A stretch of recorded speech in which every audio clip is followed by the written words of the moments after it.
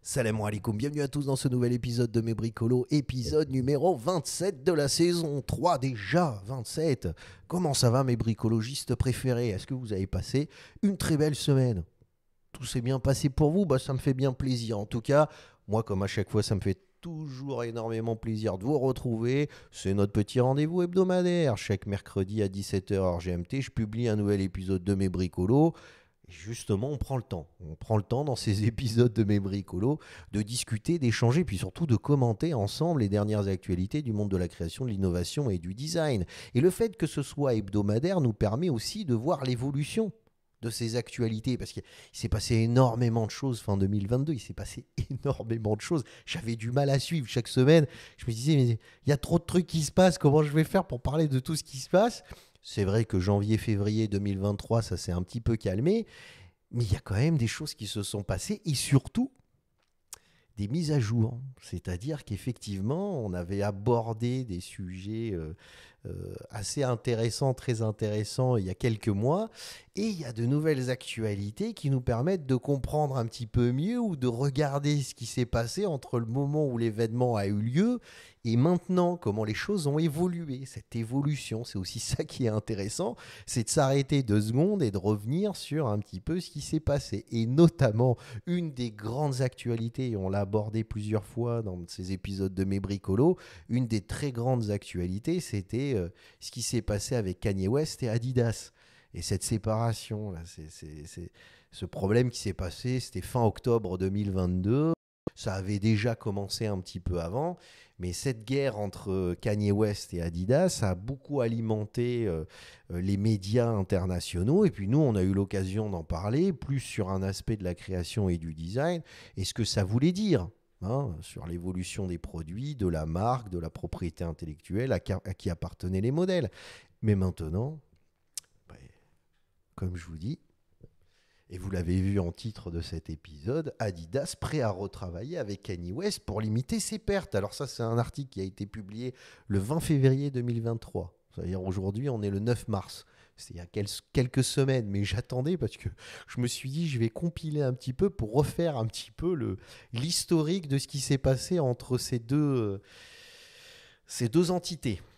Kanye West et Adidas. Donc on voit ce truc et on se dit, mais attends, ils se sont pas un peu chamaillés quand même les deux?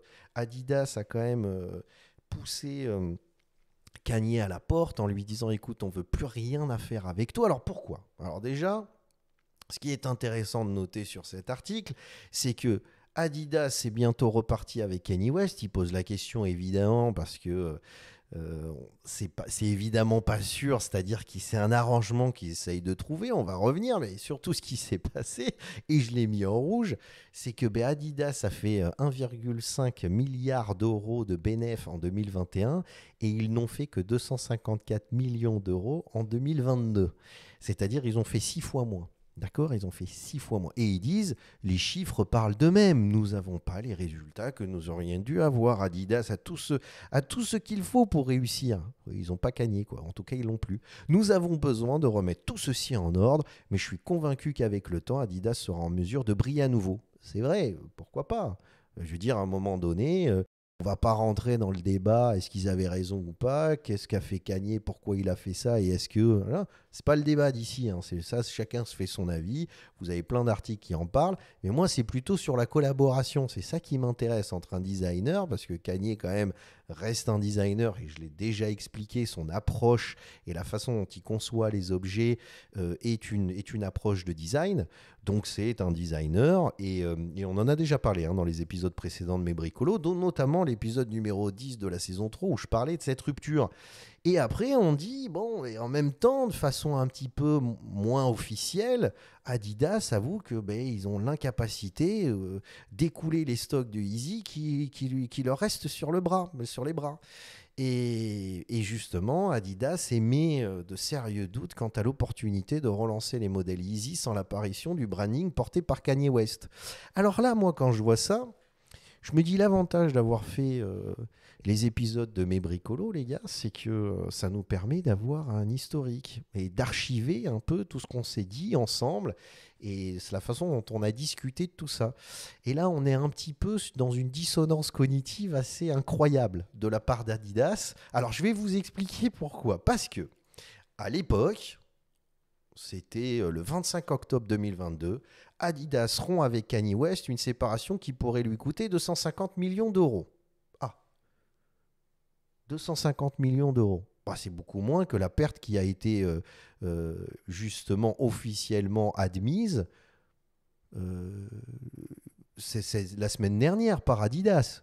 Ils avaient estimé allez, un coût de séparation de 250 millions d'euros. Ce qui est quand même beaucoup moins quand tu sais qu'en 2021, ils ont fait 1,5 milliard. Bon, 250 millions sur les bénéfices, tu l'absorbes. Tu vois, pour nous, pour moi, c'est énorme. Pour nous, c'est énorme, 250 millions. Je rêverais avoir ça pour investir dans mes créas et pouvoir développer toutes mes créations, mes maquettes et mes protos. Mais là, en l'occurrence, pour eux, tu fais 1,5, bon, 250 millions. Mais quand on se souvient de l'article, là, juste avant que je vous ai lu, en fait, ils ont fait juste 250 millions d'euros. Alors, qu'est-ce qui s'est passé? C'est ça qui est intéressant. Ce qui s'est passé, c'est qu'à mon avis, la séparation, au-delà du fait, et encore une fois, c'est pas de rentrer dans ils ont eu raison ou ils ont eu tort, on s'en fout, c'est de constater comment ça s'est passé. Et moi, je vais essayer de revenir un petit peu sur les différentes étapes, parce qu'il y a eu quand même une attitude d'Adidas au regard de ces événements, parce que c'était même avant que Kanye nous tienne des propos scandaleux, des propos assez incroyables. Toujours pareil, allez faire vos recherches, hein, faites votre avis. Mais en tout cas, décrit par les médias comme des propos scandaleux, Adidas avait organisé fin juillet, début août, les Easy Days sans l'accord de Kanye West. Et en fait, il s'était déjà pris le bec. C'est-à-dire que Adidas, et ça c'était le tweet qu'avait lancé Kanye à l'époque, s'était donné l'autorisation comme ça, sans prévenir Kanye ni quoi que ce soit, qu'ils allaient faire des Easy Days, c'est-à-dire une journée officielle pour vendre des produits Easy, sans l'autorisation de Kanye, mais même sans... c'est-à-dire l'autorisation, même sans l'accord sur la sélection des produits qui allaient être présentés pendant ce jour. C'est-à-dire il a été informé le jour où ça a été lancé. Bon, tu es dans une collaboration, tu es avec un designer, tu es une marque, vous vous synchronisez. Déjà à l'époque, avant même que cette histoire arrive et que les propos de Kanye soient tenus en septembre-octobre, les personnes qui appréciaient les créations de Kanye commençaient à tirer la sonnette d'alarme à Adidas en leur disant « Bon les gars, c'est pas hyper gentil d'avoir fait ça ». Mais ils étaient contents parce qu'à la limite, ça permettait de revenir dans les archives des conceptions et des baskets de chez Kanye. Donc ils n'étaient pas trop... Voilà.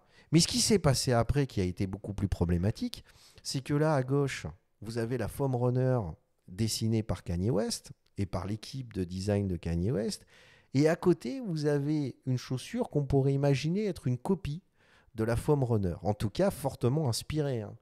C'est-à-dire ce côté un petit peu organique, biodesign, quand même, c'était pas j'allais dire une signature, une esthétique qu'on connaissait chez Adidas. Vous voyez ce que je veux dire? On était plutôt dans les boosts, dans ce genre de choses.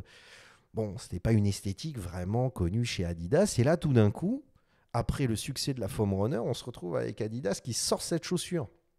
C'est-à-dire que, en fait, Adidas s'est fortement inspiré, voire certains disaient, ont copié les créations de Kanye West. C'est-à-dire, ils ont copié Yeezy.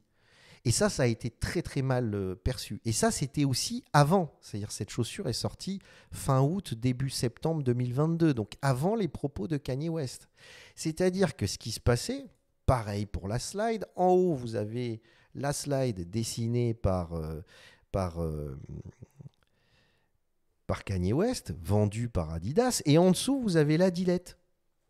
Produit 100% Adidas, absolument sans collaboration avec Kanye. Alors, on peut se dire, effectivement, Younes, une slide, c'est une slide. Hein, tu vas... Mais quand même au niveau des couleurs, même au niveau de la façon de la forme générale de la chose, quand même une grande similarité. Et ça avait déjà posé énormément de problèmes. C'est-à-dire que ce qu'on met de dire et ce qui s'est passé, c'est que certes, il y a eu une rupture entre Adidas et Kanye, mais sur le plan des consommateurs, c'est-à-dire de l'avis des consommateurs, et ça, vous pouvez aller voir les forums et vous pouvez aller voir tout ce qui a été dit pendant cette période. Et moi, comme je suis, étant un amoureux de la basket, parce que j'aime ça, c'est ce qui m'a fait aimer le design, j'ai fait plusieurs épisodes là-dedans, et qui m'a fait aimer et connaître le design, c'est vrai que quand j'ai vu et je me tenais informé de tout ça, avant même que Kanye tienne ses propos, j'avais remarqué qu'Adidas, il ne la jouait pas très... c'était très bizarre leur attitude par rapport à Kanye. C'est-à-dire que d'une certaine façon, il y avait une envie, une dépendance trop forte à Kanye West, une envie d'internaliser une recherche de style qui soit la propriété d'Adidas pour moins dépendre de ce créateur assez instable, assez expressif et assez volumineux dans son discours et dans son étalage à la fois de sa vie privée et de ses réflexions dans les médias et à travers son compte Twitter. Donc il voulait un peu se séparer de lui, enfin c'est ce qu'on ressentait. Mais au lieu d'avoir une approche esthétique et de faire travailler des designers sur une nouvelle esthétique d'Adidas, ben en fait il venait... vampiriser les créations de Kanye West en essayant de se les approprier.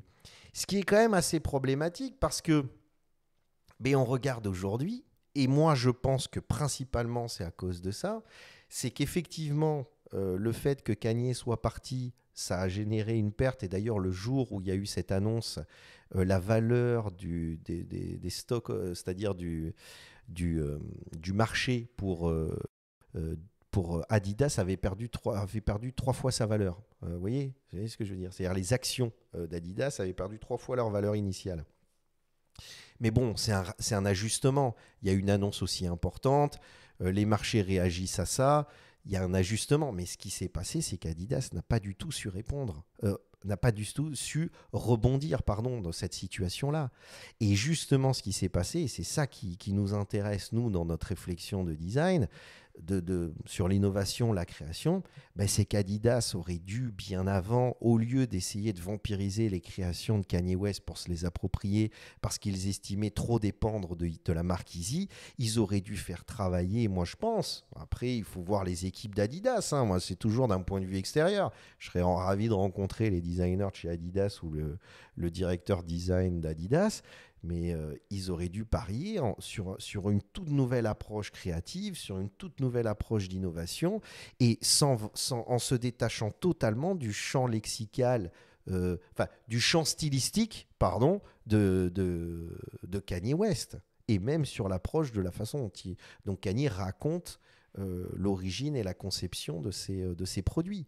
Et alors, ce qui est intéressant, c'est qu'à l'époque, Hypebeast, un site que je suis quand même pas mal, nous avait dit mais qu'est-ce que ça va être la vie après Yeezy? Et justement, c'était là où, à l'époque, on était tombé sur un article, et je l'avais mis en rouge, où les mecs disaient vous inquiétez pas, on va retomber sur nos pattes. Bon, à court terme, tu vois, il te dit à short term, c'est-à-dire à court terme, bon, l'impact négatif est estimé à 250 millions d'euros, et bon, ça va se ressentir sur les bénéfices que vont générer la société à la fin du quatrième trimestre de l'année 2022. Ça va un peu se ressentir, mais bon, rien de grave, c'est-à-dire il minimisait quand même. Et nous, on se grattait la tête. C'est vrai que même à l'époque, dans l'épisode numéro 10 de la saison 3, où le titre c'était Politique du design, Victor Papanek avait-il raison? Et justement, je parlais de cette histoire avec Kanye. On se disait, ouais, enfin bon, les gars, l'impact que Kanye a en dehors des produits qu'il crée chez Adidas et pour les produits Adidas, c'est énorme. C'est-à-dire que si demain tu essayes de t'acheter une Kanye, une chaussure dessinée par Kanye, mais que tu n'arrives pas parce qu'elle a été vendue et qu'elle n'est plus en stock, tu vas peut-être t'orienter vers un autre produit Adidas en disant de toute façon c'est la même marque et ça me permet de d'acheter un produit qui met en valeur les créations à la fois de... C'est-à-dire, c'est une approche, tu adhères à une approche. Ben là, je pense qu'ils avaient un petit peu minimisé et qu'en plus, ils expliquaient, les mecs, sans trembler des joues, et je l'avais dit dans cet épisode précédent, que Adidas confirme, mais ça c'était quelques semaines après, hein, confirme, c'est-à-dire juste après la séparation avec Kanye West, quelques semaines après, donc fin novembre, début décembre, vous inquiétez pas les gars, Adidas confirme que Yeezy,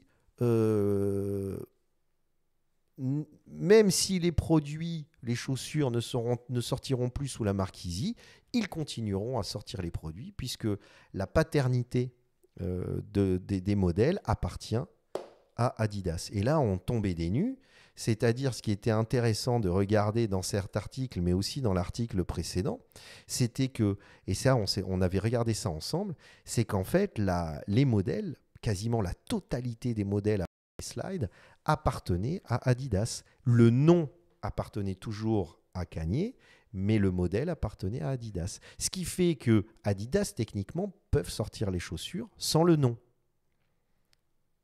Et Adidas a dit non, non, mais nous, de toute façon, vous allez voir en 2023, début 2023, vous inquiétez pas, on va commencer à lancer et à sortir les produits Yeezy sans la marque Yeezy. C'est-à-dire, tu vois ce qu'il y a à l'intérieur, je montrais l'écran avec le doigt, tu vois ça? En fait, on va enlever ça et on va laisser juste Adidas et on va vendre la chaussure. T'as compris le délire? Ça a été aussi hyper mal vu. Et alors là, ce qui se passe, c'est qu'on se retrouve avec des articles qui sont sortis donc il y a 2 semaines, où là, tu as Adidas qui vient et qui fait, excusez-moi, hein, mais qui fait la pleureuse. Adidas aurait trouvé un accord avec Kanye West parce qu'ils disent oui, mais en fait, c'est très compliqué. La marque Adidas se retrouve coincée avec des milliers de paires de Yeezy. Ils n'arrivent pas à les vendre parce que ce sont des paires de Yeezy et que bon, on va pas les jeter quand même. Et qu'il y en a estimé pour 500 millions de dollars. Mais attends, tu m'avais pas dit que c'était une perte de 250 millions de dollars? Ah, maintenant c'est 500 millions de dollars. Ah, d'accord. Et que, et c'est en plus, c'est de la faute. Et que si on a perdu autant d'argent, c'est à cause de Kanye. J'ai vu sur la dépêche.fr, alors là, je te raconte pas après la fin de la collaboration avec Kanye. Ouais, je te fais la voix. Adidas accuse une lourde perte en 2022. Et ça, alors écoute ça. Et l'équipementier sportif allemand Adidas a accusé une lourde perte en 2020, subissant de plein fouet la fin de sa collaboration avec Kanye West, a indiqué le groupe ce jeudi-là. Le résultat net d'Adidas a chuté de 254 millions d'euros contre 1,5 milliard d'euros en 2021. Et là, il explique que c'est la faute de Kanye. C'est-à-dire tout ça, c'est la faute de Kanye parce qu'il les bloque, parce qu'il les empêche, parce que une perte d'exploitation chiffrée à 700 millions d'euros, ils sont où les 250 millions d'euros? Et là, tu m'avais parlé de 500 millions. Tu vois? Et alors, tu lis l'article, pareil pour celui de Génération, tu lis l'article, tu te dis, mais en fait, c'est là où je parle de dissonance cognitive. Au moment où c'est arrivé, avant où c'est arrivé, je trouvais un petit peu que Adidas faisait un peu preuve d'arrogance. C'est-à-dire qu'ils arrivaient, ils faisaient des modèles inspirés des modèles de Kanye en disant oui mais non, c'est juste, c'est même pas une inspiration, c'est totalement différent, etc. Ouais, difficilement justifiable. Ça a quand même fait un bad buzz assez énorme auprès de la communauté des sneakerheads, en dehors du fait d'apprécier Kanye ou pas, mais on est assez sensible sur justement l'authenticité. Et là, on trouvait quand même que Adidas, allez regarder ce que les forums disaient, qu'Adidas faisait pas preuve d'une vraie authenticité et sincérité par rapport à ça. Après, ils annoncent des jours où ils vendent des produits à Adidas, Kanye, Yeezy, sans l'accord de Kanye. C'est pas très très cool de faire ça, c'est pas très sympa. Bon, ils décident de se séparer. Est-ce qu'ils ont raison? Est-ce qu'ils ont tort? Est-ce qu'il fallait le faire ou pas? Bon, mais ça, chacun son avis, mais ils ont tout à fait le droit de se séparer. Il n'y a pas de souci. Ils disent qu'ils annoncent une petite perte de 250 millions, que de toute façon, ils s'en foutent. C'est pas si énorme que ça, et puis ils continueront à vendre les produits. Ils vont juste enlever le nom et puis tu pourras continuer à acheter les produits de la marque Easy, enfin ces modèles sans le Easy puisqu'ils possèdent la paternité. Et là, on se retrouve avec les chiffres. Et bien en fait, on se rend compte que tous les consommateurs n'ont pas aimé ça. Ils n'ont pas aimé la façon dont Adidas a fait et a procédé. Ils n'ont pas aimé peut-être la façon dont l'attitude qu'Adidas a eue par rapport aux créations de Kanye. Et aussi, je pense qu'Adidas n'a peut-être pas eu la bonne attitude et aurait dû parier plus tôt sur une équipe de design qui aurait eu une approche différente, une esthétique différente pour essayer de montrer une image, de nouvelles créations sans aller s'inspirer fortement des produits de Kanye. Tu vois ce que je veux dire? C'est là aussi il y a une stratégie. Et venir après dire oui, mais quand même, à Kanye, c'est pire. C'est pire. Non, on n'a pas su capitaliser, on n'a pas su innover, on n'a pas su. Moi, j'aurais préféré qu'Adidas vienne et me dise, écoute, on a décidé de se séparer de Kanye, oui. Après, chacun a son avis, mais vous avez, franchement, les gars, vous avez tout à fait le droit. Mais qu'Adidas arrive et me dise, et on n'a pas su se renouveler, on n'a pas su se distinguer, on a fait de mauvais choix stratégiques et aujourd'hui, on paye le prix. Tu vois? Voilà. Et que maintenant, on va essayer vraiment de parier sur l'innovation, on va essayer vraiment de parier sur une nouvelle approche, essayer de se distinguer, mettre en avant des designers au sein de notre équipe qui proposent des produits innovants et différents.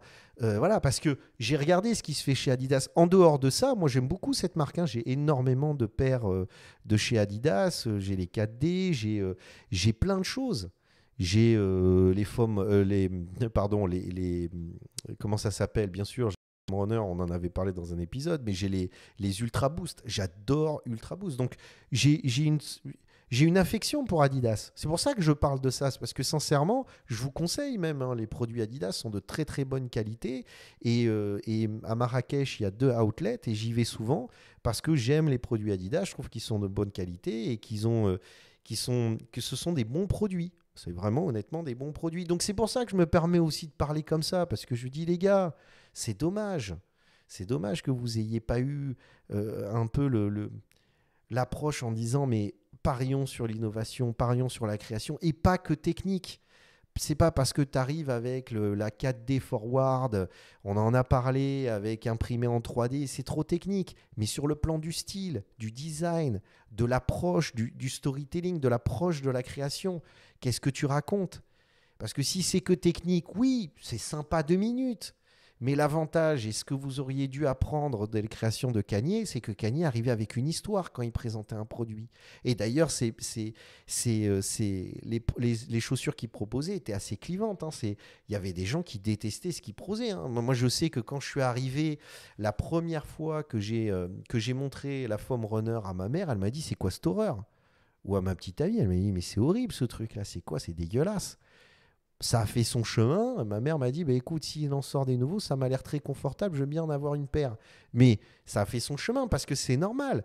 C'est assez disruptif quand même comme approche stylistique au niveau de la chaussure. C'était un peu le premier à oser ce genre de truc. Il y en a plein qui après se sont un petit peu libérés et ont aussi proposé des choses assez innovantes. Mais qu'est-ce que je cherche à faire? Je cherche à dire, les gars, voilà ce qui se passe un petit peu. Et ce qui est très intéressant quand on a un regard de design par rapport à ça, c'est de se dire, voilà ce qui se passe sur des stratégies, des visions, des positionnements. Pourquoi le design, c'est aussi parier sur l'innovation et la création pour se distinguer de ce qui existe. C'est aussi faire confiance à des créateurs, faire confiance à des designers, essayer de toujours se renouveler pour éviter de dépendre d'un produit, d'un modèle, comme par exemple Nike avec comment s'appelle, la Jordan 1 ou la Dunk. Ils dépendent trop de ces produits-là. Ils sont pas assez. Il n'y a pas trop de nouveaux produits. De temps en temps, ils se renouvellent un petit peu, mais ils n'arrêtent pas de nous sortir 250 modèles de la Jordan 1.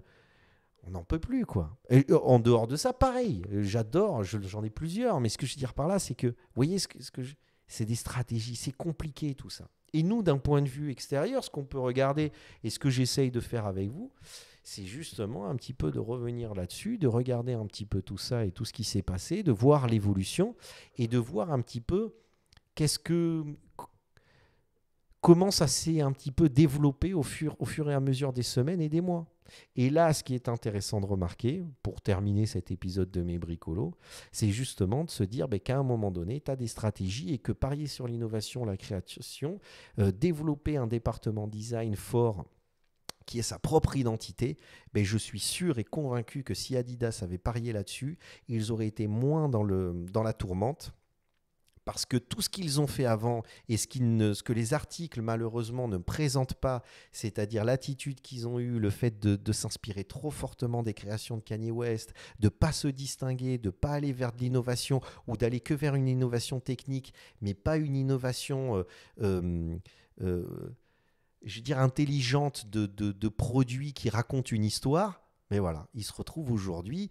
Et ce qui est intéressant, et moi, ce qui me gêne, j'aurais préféré, et je le dis sincèrement s'il y a des gens d'Adidas qui me parlent, et franchement, je le dis parce que mon niveau, on s'en fout. J'ai 500 abonnés sur ma chaîne YouTube, qu'est-ce que ça change, hein, mais on a le droit de penser des choses. Mais je me dis, voilà, moi, en tant que consommateur qui apprécie énormément cette marque, j'aurais préféré qu'ils viennent et qu'ils disent, voilà, on n'a pas fait ce qu'il fallait, on n'a pas su se renouveler. Allez, pour cette année 2023, on va essayer de se lancer vers des nouveaux produits, on va essayer d'innover, on va essayer de créer et on va essayer de vous proposer des produits qui ont du sens et qui sont réfléchis. Et on va faire confiance à nos designers et pas qu'à nos ingénieurs. Voilà. Là, j'aurais préféré qu'ils me disent ça. Au lieu d'arriver et de faire les pleureuses.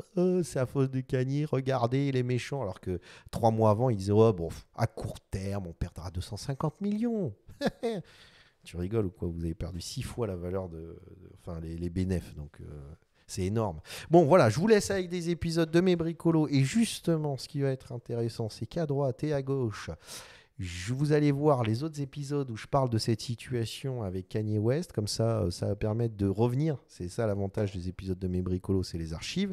Et puis alors après, j'ai rajouté ce petit bouton pour vous abonner, les gars. Abonnez-vous, comme ça vous soutenez le projet. Merci à vous, on se retrouve la semaine prochaine pour un nouvel épisode de mes bricolos. Pslam à tous, à bientôt.